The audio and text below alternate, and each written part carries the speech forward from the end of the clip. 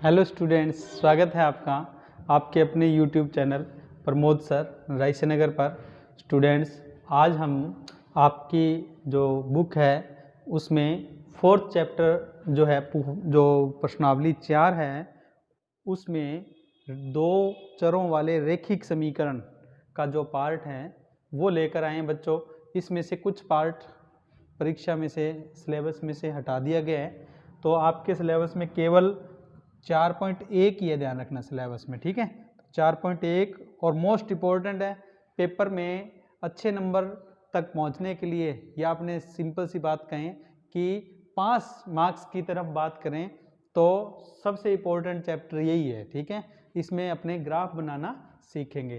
तो ये जो चैप्टर है, अपने इस चैप्टर में शुरुआत करते हैं बेसिक बात के कि कोई भी रैखिक समीकरण, क्योंकि हमने शब्द में पढ़ा, इसमें जो प्रश्नावली का नाम उसमें शब्द है रैखिक समीकरण। तो बच्चों मैं आपको कहूँ रैखिक समीकरण क्या होती है, रैखिक समीकरण क्या होती है, ठीक है। तो आप एक देखो सिंपल सी परिभाषा है इसकी।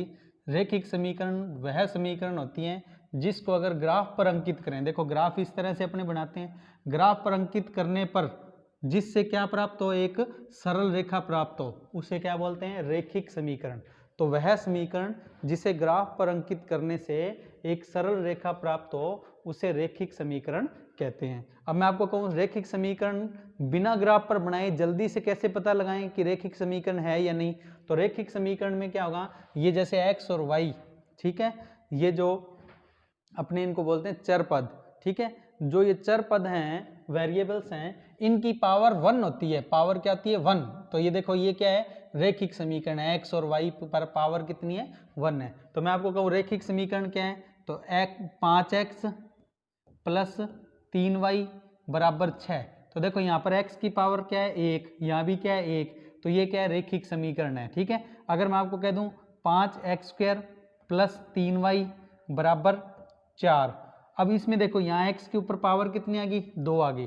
x या y किसी के भी एक के भी पावर क्या लग जाए, 2 लग जाए, या दोनों पर पावर 2 हो तो भी वो रैखिक समीकरण नहीं होगी, ठीक है। तो रैखिक समीकरण कब होती है बच्चों, जब यहाँ भी पावर 1 होती, यहाँ भी पावर 1, यानी कि पावर 1 का मतलब कुछ भी ना लगा हो बस x और y पर, जिसको अपने इस तरह से कह सकते हैं। मान लो कोई एक रैखिक समीकरण है, a1x plus b1y plus c1 बराबर 0, यानी कि x के साथ जो रकम लगी है उसे अपने a1 मानेंगे और y के साथ जो लगी है उसे b1 मानेंगे, और बिना x y की रकम है उसे c1 मानेंगे। जैसे मैं आपको यूँ कहूँ 5x प्लस 3y माइनस 4 बराबर 0। तो मैं आपको कहूँ कि इसमें a1 कितना है, a1 जो x के साथ है कितना, 5। अब मैं कहूँ आपको इसमें b1 कितना है, जो y के साथ है कितना, 3। और c1 क्या है, जो अकेले बिना x y की रकम है, यानी कि माइनस की 4। तो अपने इस तरह से किसी भी इक्वेशन में a1, b1 और c1 को की पहचान करना सीख लो, ठीक है। तो ये एक समीकरण है।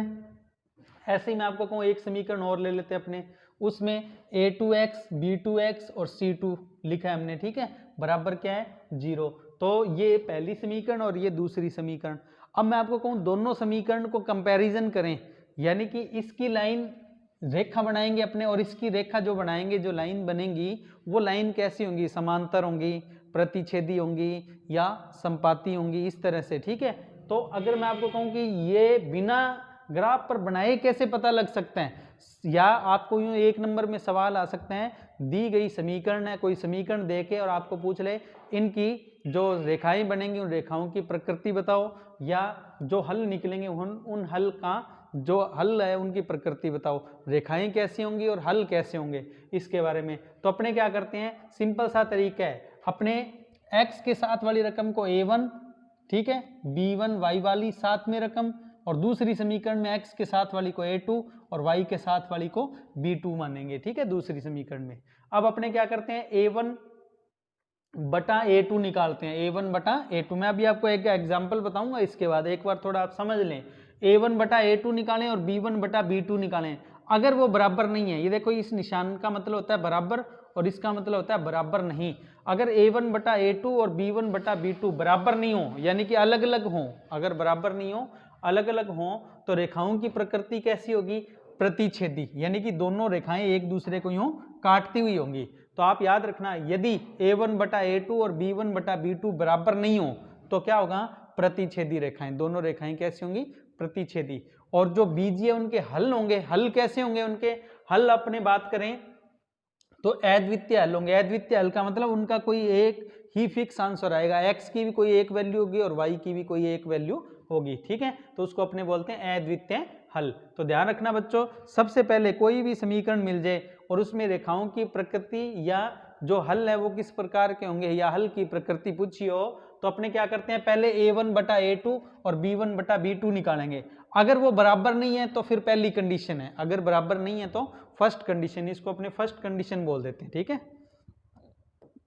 अब मैं आपको कहूं कि अगर ये बराबर आ जाए तो, बराबर नहीं है फिर तो यही खत्म हो गया।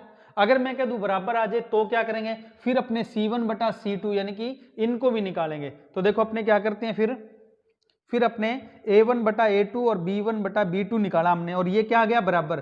पहली कंडीशन में तो क्या है, बराबर नहीं है फिर तो यहीं रुक जाएंगे। पर मान लो ये बराबर आ गए तो अब अपने को क्या करना है, c1 बटा c2 और लेना है। और वो अगर इनके बराबर नहीं आए, देखो बराबर नहीं आए तो क्या होगी, तो अपने कहेंगे दोनों रेखाएं कैसी होंगी, समांतर, पैरेलल होंगी। पैरेलल होने का मतलब है बच्चों ये कभी भी एक दूसरे को नहीं काटेंगी, समझ गए। तो आप याद रखना कि अगर a1 बटा a2 और b1 बटा b2 बराबर आ जाए और c1 बटा c2 इनके बराबर नहीं हो तो रेखाएं कैसी होंगी बच्चों, समांतर होंगी, पैरेलल होंगी इस तरह से। और हल कैसा हो, कहेंगे अपने हल की प्रकृति या बीजीय हल कैसे होंगे, तो जब ये समांतर है इसका मतलब ये कभी काटेंगे नहीं, जब ये काटेंगे नहीं तो कोई हल भी नहीं निकलेगा। तो अपने बोलेंगे यहाँ पर कोई हल नहीं।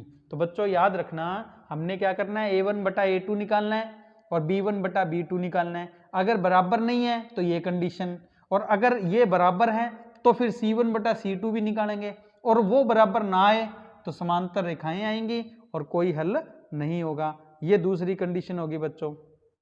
अब मैं इसके बाद कहूं कि ऐसा भी तो हो सकता है कि ये दोनों तो बराबर हो जाएं और ये तीसरा भी क्या हो जाए, बराबर हो जाए। मतलब a1 बटा a2 बराबर b1 बटा b2 और बराबर क्या हो, c1 बटा c2। अगर ये कंडीशन आ जाए तो क्या होगा, तो भाई सीधी सी बात है कि दोनों लाइन एक दूसरे के ऊपर ही बनेगी। पहली लाइन जहां बनेगी उसके ऊपर ही क्या होगी, दूसरी लाइन बनेगी।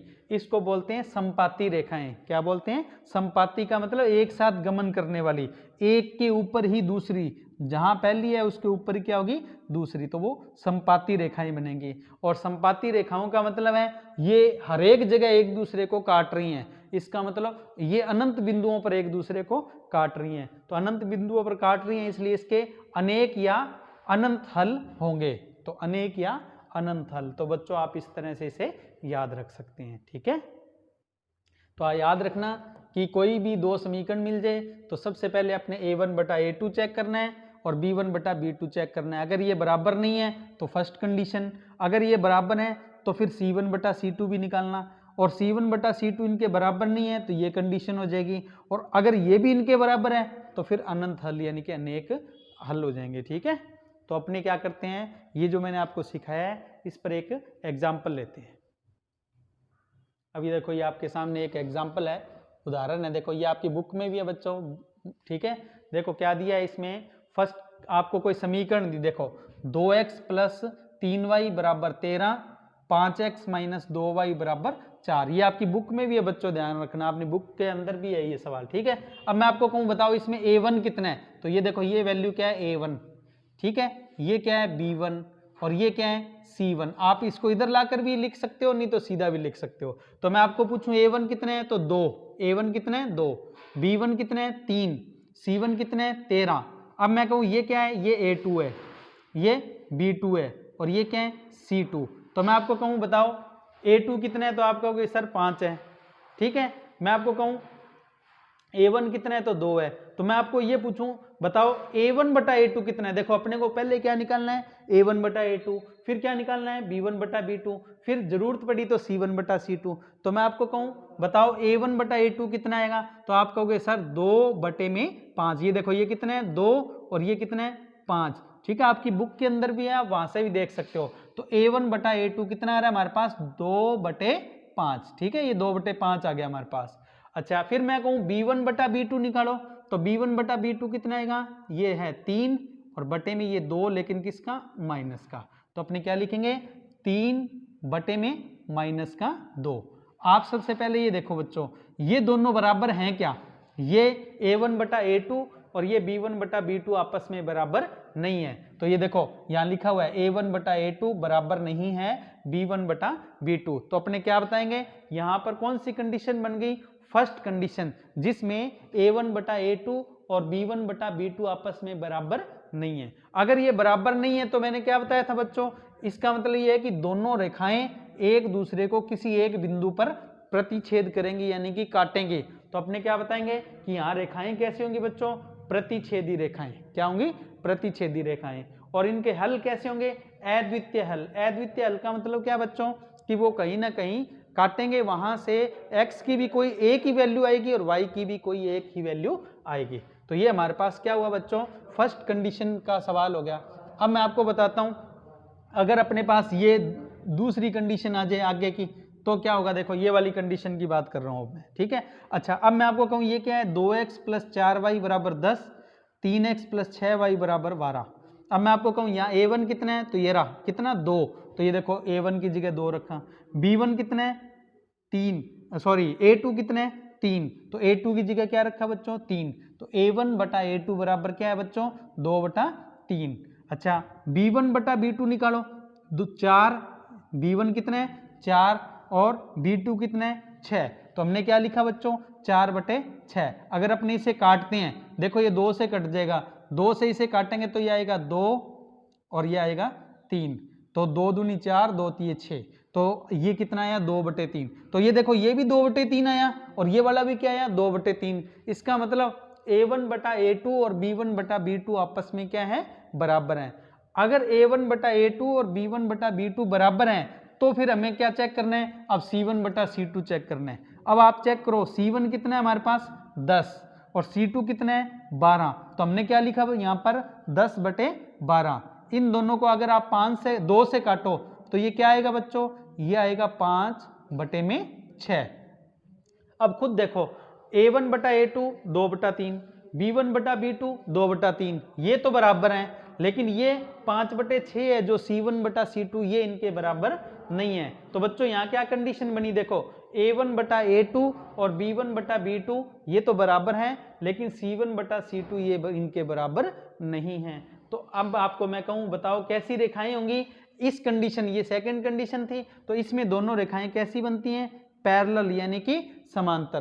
तो जब हमारे पास कंडीशन आ गई कि दोनों रेखाएं समांतर हैं, इसका मतलब ये कहीं भी काटेंगी नहीं, और कहीं भी नहीं काटेंगी तो आप क्या बताओगे कि हमारा जो हल है वो कैसे होंगे, कोई हल नहीं, किसी प्रकार का कोई हल निकलेगा ही नहीं। दोनों समीकरण जब अपने ग्राफ पर अंकित करेंगे तो दोनों रेखाएं कहीं काटेंगे नहीं, तो कोई भी हल नहीं निकलेगा, ठीक है। अब अपने थर्ड कंडीशन लेते हैं बच्चों, इसमें क्या है, ये 4x प्लस 6y बराबर 18 है और ये 2x प्लस 3y बराबर 9। अब मैं कहूँ a1 बटा a2 कितना है, तो 4 बटा 2। 4 बटा 2 को अगर अपने काटें तो ये कितना आएगा बच्चों, ये आएगा 2 बटा 1। फिर देखो b1 बटा b2 निकालो, 6 बटा 3। 6 बटा 3 को भी अगर अपने काटें बच्चों, ये आएगा 2 बटे 1। तो देखो ये भी 2 बटा 1 है, ये भी 2 बटा 1 है। तो पहले तो इन्हीं को चेक करना है, और अगर ये बराबर आ जाती हैं तो फिर c1 बटा c2 इनको भी चेक कर लो, 18 और 9। देखो 18 बटे 9 इनको भी काटते हैं तो ये भी क्या है, 2 बटे में 1। तो देखो ये भी हमारे पास 2 बटा 1 है, ये भी 2 बटा 1 है और ये भी 2 बटा 1 है। तो तीनों ही आपस में क्या हो गए, बराबर हो गए। तो a1 बटा a2 बराबर b1 बटा b2 बराबर c1 बटा c2, ये हमारी तीसरी कंडीशन है।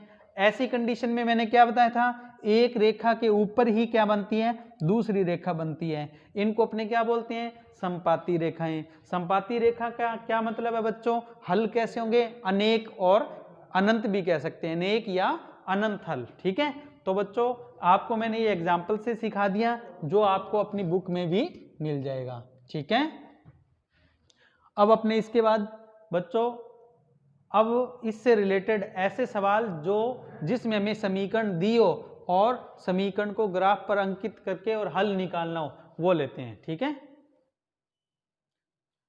पेपर के लिए सबसे इंपॉर्टेंट क्वेश्चन यही है बच्चों। देखो क्या दिया है, निम्नरेखिक समीकरणों के युग्म को आलेखीय विधि, बच्चों आलेखीय विधि का मतलब होता है ग्राफिकल मेथड, ग्राफ पर अंकित करके से हल करो एवं हल की प्रकृति भी बताओ तथा हल प्राप्त करने से a का मान ज्ञात करो। जबकि अब a बराबर क्या दिया है, 2x प्लस 3y। आपको एक समीकरण दे दी बच्चों, इसका हम सबसे लास्ट में यूज करेंगे, सबसे लास्ट में अपने a का मान निकालेंगे। अब आपको दिया क्या है, x प्लस वाई बराबर 7 और x माइनस वाई बराबर 3। ठीक है।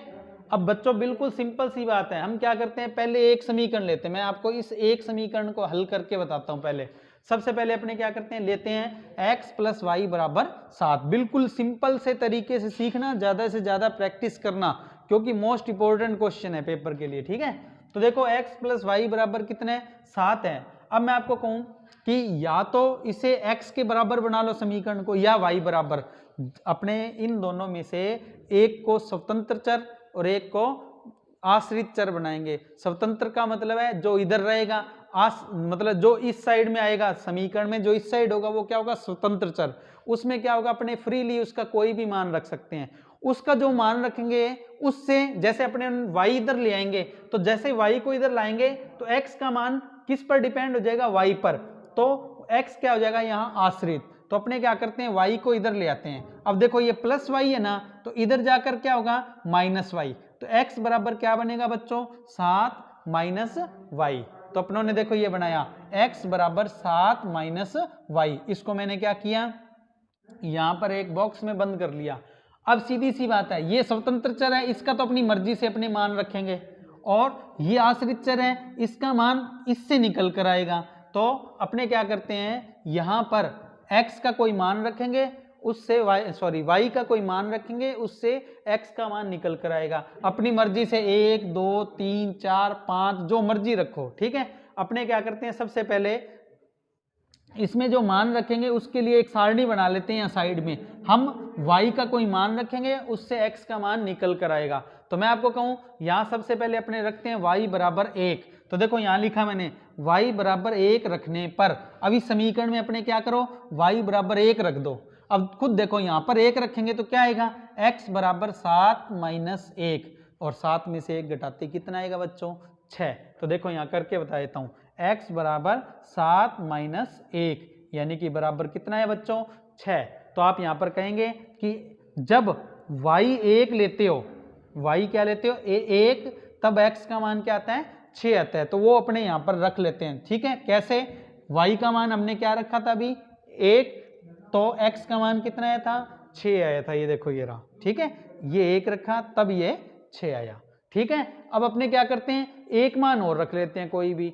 देखो यहां मैं रख रहा हूं y बराबर 2 रखने पर, अब यहां पर अपने y की जगह क्या करते हैं बच्चों, 2 रख लेते हैं। जैसे ही y की जगह 2 रखेंगे तो देखो यहां पर क्या होगा, 7 में से 2 गया 5, तो x का मान कितना आएगा बच्चों, 5 आ जाएगा। तो x बराबर 7 माइनस 2 बराबर 5। तो आपने अगर y 2 रखा है तो x का मान 5 आएगा। उसे इस समीकरण में यहाँ रख दो, इस आरडी में। तो y का मान हमने रखा 2, तो x का मान कितना आया, 5 आया। ठीक है।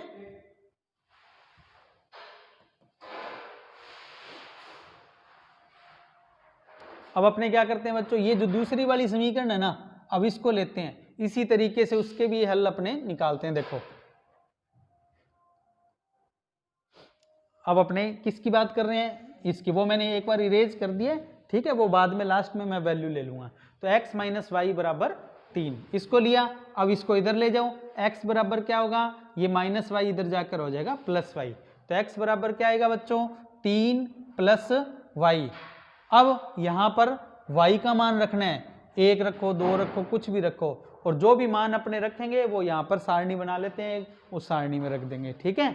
अब अपने पहले लिखते हैं x बराबर 1 y बराबर 1 रखने पर, अगर अपने यहाँ 1 रखेंगे तो आप खुद बताओ कितना आएगा, 3 प्लस 1 4। तो x बराबर कितना आएगा बच्चों, 4। ये देखो 3 प्लस 1 यानी कि 4। तो जब आपने y 1 रखा तो x का मान कितना आया, 4। वो यहाँ पर रख लेते हैं अपने। देखो y 1 रखा तो x का मान कितना आया, 4 आया। ठीक है। अब अपने यहाँ पर y बराबर 2 रख लेते हैं। y बराबर 2 रखेंगे तो क्या होगा बच्चों, यहाँ पर 2 रखेंगे तो 3 और 2 5, तो अपने पास x बराबर 3 + 2 यानी कि 5। तो जब आपने y कितना 2 रखा तो x कितना आया, 5 आया। तो अपने इसको यहाँ पर अपने पास रख लेते हैं सारणी के अंदर, y 2 तो x का मान 5। ठीक है।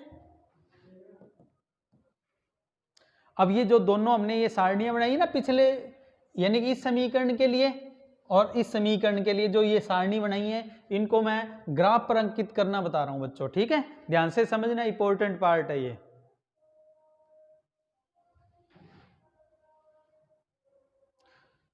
हमारे पास ये एक ग्राफ है, इस ग्राफ पर अपने को पूरी जो समीकरण हमने सॉल्व किया है उसको अंकित करना है। ठीक, तो हमारे पास समीकरण क्या थी, पहली समीकरण ये थी जिसके हमने ये मान निकाले थे। ठीक है, x के मान 6 और 5 थे, y के 1 और 2 थे। और दूसरी समीकरण क्या थी, x - y बराबर 3, उसके लिए हमने अभी ये निकाले थे, अभी मैं समझा चुका हूँ बच्चों आपको। ठीक है ना, अब इनको अपने ग्राफ पर अंकित करना है। बच्चों ग्राफ पर अंकित करने के लिए बेसिक बात याद रखना, मान लो पेपर में सवाल आया, हमें आना चाहिए, पर मान लो पेपर में आया और हमें करना नहीं आता, तो भी आपको क्या क्या करना है वो बता रहा हूं मैं। ठीक है, जो सबसे पहले ग्राफ में जरूरी है, आपको जो ग्राफ मिलेगा उसमें आप क्या करोगे, x और y अक्ष खींचोगे। ये जो होती है ये x अक्ष होती है और जो खड़ी होती है वो y अक्ष होती है। तो देखो यहाँ पर अपने लाइन खींचते हैं, देखो ये आपके सामने देखो, ये लाइन खींच रही है ब्लू कलर में दिख रही होगी आपको। ये मैं आपको कहूँ ये कौन सी अक्ष है, x अक्ष, इसको क्या बोलते हैं, x अक्ष। और जो खड़ी लाइन बनाएंगे उसे क्या बोलेंगे, y अक्ष। ये देखो ये एक लाइन बन रही है, देखो ये आपके सामने, ये कौन सी y अक्ष है, ये देखो ये आ गई। ठीक है, तो हमने सबसे पहले क्या करना है बच्चों, x अक्ष और y अक्ष बनाना है। ठीक है, अब आपको ये जो आपको मैं कहूँ x की सबसे बड़ी वैल्यू क्या है, देखो आप 6। ठीक है, और y की सबसे बड़ी वैल्यू क्या है, यहाँ पर 2, इसमें भी 2 ही है मतलब। ठीक है, तो हमें इस तरह से यहाँ मान लेने हैं कि x अक्ष पर तो 6 तक जरूर आ जाए, कम से कम 6 तक जरूर आए, और y पर कम से कम 2 तक आए। तो ये सब, ये जो बच्चों ग्राफ होता है ना, उसमें ये आपने ग्राफ तो देखा ही है, उसमें ये 1-1 सेमी की दूरी होती है। तो अपने क्या करेंगे, x अक्ष और y अक्ष पर एक पैमाना मानेंगे। ठीक है, और वो पैमाना मानेंगे x अक्ष और y अक्ष पर 1 सेमी बराबर 1 यूनिट। तो देखो सबसे पहले मैं यहाँ पैमाना लिख रहा हूँ, देखो ये पैमाना ग्राफ पर इस साइड लिख देना चाहिए, चाहे तो उधर लिख दो, चाहे इधर, आपकी इच्छा है। तो पैमाना देखो ग्राफ पर ही लिख रहा हूँ मैं, चाहे ग्राफ की दूसरी साइड में भी लिख सकते हो जहां आपने हल किया है। तो पैमाना बराबर x और y अक्ष पर 1 सेमी बराबर 1 इकाई। तो बच्चों हमारे पास पैमाना हमने क्या माना, x और y अक्ष पर 1 सेमी बराबर 1 इकाई, दोनों पर ही। ठीक है, अब अपने क्या करते हैं, यहां से शुरू करते हैं, इसे बोलते हैं मूल बिंदु, ओरिजिन पॉइंट। ठीक है, ये 0 होता है। ठीक, तो अच्छा इसमें एक चीज और ध्यान रखना, x की इधर क्या होगी, पॉजिटिव वैल्यू। इधर हमने x पर क्या लिखा है बच्चों, डैश। x पर अगर अपने डैश लगाएंगे तो याद रखना इधर x की नेगेटिव वैल्यू है, और इधर y की पॉजिटिव वैल्यू यानी कि प्लस की रकम होती है, और इधर y की माइनस की या नेगेटिव वैल्यू होती है, माइनस की रकम, और जिनको अपने y डैश लिखा हुआ है यहाँ पर। ठीक है ना, अब अपने क्या करते हैं, यहाँ पर वैल्यू रखते हैं, 0 से चालू करेंगे। तो यहाँ पर मैंने क्या लिखा, 0, इधर लिखा 1 2 3 4 5 और 6, और ये प्लस में लिखे हैं। ठीक है, ऐसे ही अपने क्या करेंगे, अब इधर लिखेंगे, इधर लिखेंगे देखो 1 2 3 4 5। ठीक है, अच्छा इसी तरह से इधर लिखेंगे, इधर अपने माइनस में लिखना है, देखो -1 -2 -3 -4 -5 -6। अब इसी तरह से यहाँ नीचे भी माइनस में लिख दो, -1 -2 -3 -4 -5। ठीक है, अब हमने ये सारे ग्राफ पर पॉइंट अंकित कर लिए, मतलब 1 2 3 4 यानी कि सारी वैल्यू अंकित कर ली। अब अपने को क्या करना है, सबसे पहले ये मान के आधार पर बिंदु पॉइंट यानी कि फाइंड आउट, पता लगाना कहाँ पे होगा। तो देखो सबसे पहले x का मान कितना है, यहाँ पर 6, और y का मान कितना है 1। तो यहाँ पर देखो, और ये प्लस में है, माइनस में कोई भी नहीं है इनमें से। ठीक है, माइनस वाला भी मैं आपको समझाऊंगा, वो आगे अलग ग्राफ में समझाऊंगा। ठीक है, तो मैं आपको कहूँ बताओ x का मान 6 कहाँ पर है, तो देखो x का मान 1 2 3 4, ये देखो ये रहा x का मान 6, ये रहा यहाँ पर। ठीक है ना, तो x का मान 6 और y का मान कितना चाहिए बच्चों, 1। तो आप देखो x का मान 6 कहाँ पर है, इस जगह, और y का मान 1 कहाँ पर है, इस जगह। ठीक है, तो मैं आपको कहूँ बताओ बिंदु कहाँ आएगा, तो 1 और 6 की सीध में, 1 की और 6 की सीध में, यानी कि इस जगह बिंदु आएगा। तो मैं आपको कहूँ कि बताओ 1 और 6 को दर्शाने वाला बिंदु कौन सा है, जो x 6 और y 1 को दर्शाए, तो वो आप ध्यान से देखना। यहाँ पर देखो, ये देखो x तो कितना है, देखो 6, ये देखो आपके सामने आ रहा है, यहाँ ब्लिंक कर रहा है, और y कितना है, 1, ये देखो आपके सामने ब्लिंक कर रहा है। 1 और 6 की सीध कहाँ पर है, ये देखो यहाँ पर एक बिंदु पॉइंट जो है, बिंदु है, वो क्या कर रहा है, ब्लिंक कर रहा है येलो कलर में। ठीक है, और इसका मान कितना है, 6 1। 6 1 में पहले जो बिंदु लिखा जाता है वो x होता है, बाद वाला बिंदु है वो y का मान होता है। तो ये कितना है, 6 1। तो देखो ये हमारे पास बिंदु आ गया, कौन सा, 6 1, इसको हमने बता दिया। ओके, अब मैं आपको कहूँ बताओ दूसरा बिंदु कौन सा निकालना है, ये रहा, कितना, 5 2, x का मान 5 और y का मान 2। तो हमें x का मान 5 और y का मान 2 देखना है। तो मैं आपको कहूँ बताओ वो कहाँ पर होगा, तो अब देखो दूसरा बिंदु लेते हैं, x का मान 5 ये रहा बच्चों, और y का मान 2 कहाँ पे है, इस जगह है। ठीक है ना, x का मान ये रहा 5 और y का मान 2, और इन दोनों की सीध में, इसकी और इसकी सीध में ये बिंदु आ रहा है, देखो यहाँ पर, ये यहाँ पर जाके मिल रहे हैं, यानी कि ये पॉइंट देखो आपके पास यहाँ ब्लिंक हो रहा है। ठीक है, और वो मैं आपको पूछूं बताओ उस बिंदु का की वैल्यू कितनी है, उसके निर्देशांक कितने हैं, तो आप बताओगे 5 2, x का मान 5, y का मान 2, ये देखो 5 2।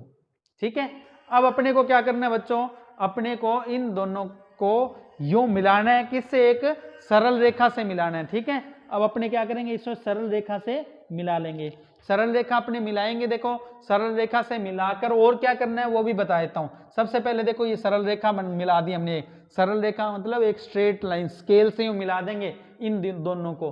ठीक है, अब आप गौर करना कि ये जो समीकरण थी वो कौन सी थी बच्चों, x + y = 7। तो आपको क्या करना है, ये मिलाने के बाद इस पर जो समीकरण है ना x + y = 7, इसको भी लिखना है। ठीक है, एक बार दोबारा देख लो इसको कैसे मिलाना है। देखो ये दोनों बिंदु को मिलाते हुए स्केल से मिलाकर पेंसिल से ये लाइन खींच देंगे और ऊपर समीकरण लिख देंगे x + y = 7।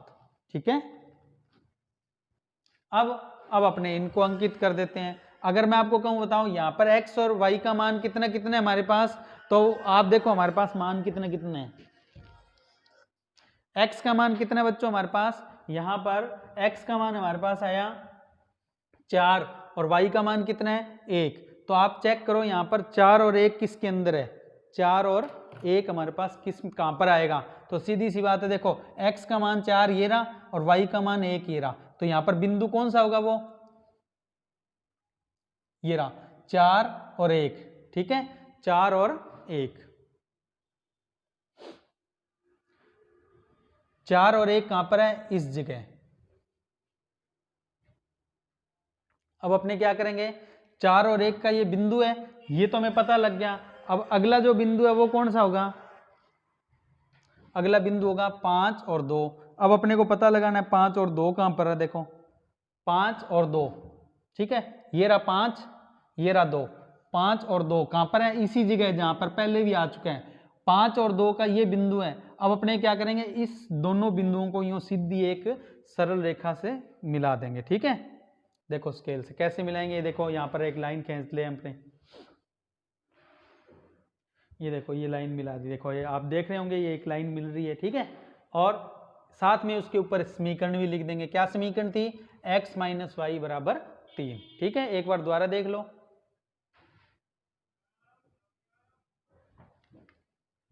यार ये देखो x - y = 3। अब आप खुद देखो, ये एक सरल रेखा बनी, ये भी एक सरल रेखा बनी, दोनों सरल रेखाएं कहाँ काट गई, इस बिंदु पर काट गई। और ये जो बिंदु है इसके निर्देशांक कितने हैं, 5 2। इसका मतलब x का मान 5 और y का मान 2। तो मैं आपसे पूछूं कि जो समीकरण के हल निकले उनके निर्देशांक बताओ, तो वो क्या होंगे, x का मान 5, y का मान 2। ठीक है, तो अपने क्या करते हैं, ये जो हल है यहां से x और y अक्ष पर अपने क्या करते हैं, एक डैश डैश वाली सरल रेखा बना लेते हैं। ये देखो ये देखो सरल रेखा बन रही है। ठीक है ना, x, मैं आपसे पूछूं बताओ x कितना है, तो x का मान कितना है, 5। x का मान कितना है बच्चों, 5 आया। अच्छा, फिर मैं आपको कहूँ बताओ y का मान कितना है, तो y के लिए इधर y अक्ष पर सरल रेखा यानी डैश डैश वाली लाइन खींच लो, ये देखो ये आ गई। ठीक है, अब यहां से अपने समीकरण, दोनों समीकरणों के हल निकल कर आएंगे। x बराबर कितना 5, ये रहा 5, और y का मान 2, और बाकी यहां भी लिखा पड़ा है। तो अपने क्या कहेंगे, समीकरण के हल यहां लिख लेते हैं अपने। देखो समीकरण के हल x बराबर 5, y बराबर 2, बिल्कुल ही इजी वे से अपने इसे सीख सकते हैं। ठीक है, अब बच्चों अपने को इसमें यह भी पूछा है कि जो हल हैं उन हल की अपने को क्या करना है, समीकरण के हल तो निकाल लिए, हल की प्रकृति कैसी है, तो दोनों रेखाएं एक बिंदु पर काट रही हैं, तो ऐसे हल को अपने बोलते हैं अद्वितीय हल। तो हमारा आंसर क्या होगा बच्चों, हल की प्रकृति में अद्वितीय हल। ये देखो यहाँ पर लिखा पड़ा है अद्वितीय हल। तो बच्चों हमने ये जो सवाल किया, इस सवाल को आप अच्छे से सीखना। ठीक है, अब अपने को लास्ट में एक चीज और भी बतानी है। मैंने कहा था a का मान निकालो, तो अपने क्या करते हैं, वापस सवाल पर चलते हैं। सवाल देखो ये मिला था, इसमें कहा था a का मान भी निकालना लास्ट में। तो अपने इस समीकरण में, क्योंकि हमने समीकरण के हल भी निकाल लिए, देखो ग्राफ से निकाले थे ना, x बराबर 5, y बराबर 2, तो अपने क्या करते हैं, इस समीकरण में x की जगह 5 और y की जगह 2 रख देंगे। ठीक है, देखो ये समीकरण थी, यहाँ पर ये x है, इसकी जगह तो क्या रखना है 5, और ये जो y है इसकी जगह क्या रखना है 2। तो देखो क्या होगा, a बराबर ये 2 गुणा में 5, और ये 3, और y की जगह क्या रखा 2 गुणा में। ठीक है, तो 2 5 10, 3 दूनी 6, 10 और 6 कितना हो जाएगा बच्चों 16। तो a का मान क्या आया 16 आया बच्चों, ये हमारे सवाल का आंसर हो गया। ठीक है, तो ये पूरा सवाल हमारा कंप्लीट हो गया। ठीक, आपको प्रैक्टिस के लिए एक क्वेश्चन दे रहा हूँ, ये आपके सामने है बच्चों, ये इस सवाल की आपको प्रैक्टिस करने हैं, अच्छे से सवाल को करना है आपने। और मैं आपको अभी एक दो मतलब इक्वेशन के ग्राफ वाली अभी सवाल और भी करवाऊंगा। ठीक है, इसे जरूर करना आप। स्टूडेंट्स, आपकी कोई भी जो क्वेरी हो वो आप, ये जो हमारा टेलीग्राम का ग्रुप बना हुआ है प्रमोद सर RSNR, इस टेलीग्राम के ग्रुप में या ये व्हाट्सएप जो नंबर दिए हैं इन पर आप अपनी क्वेरीज भेज सकते हैं।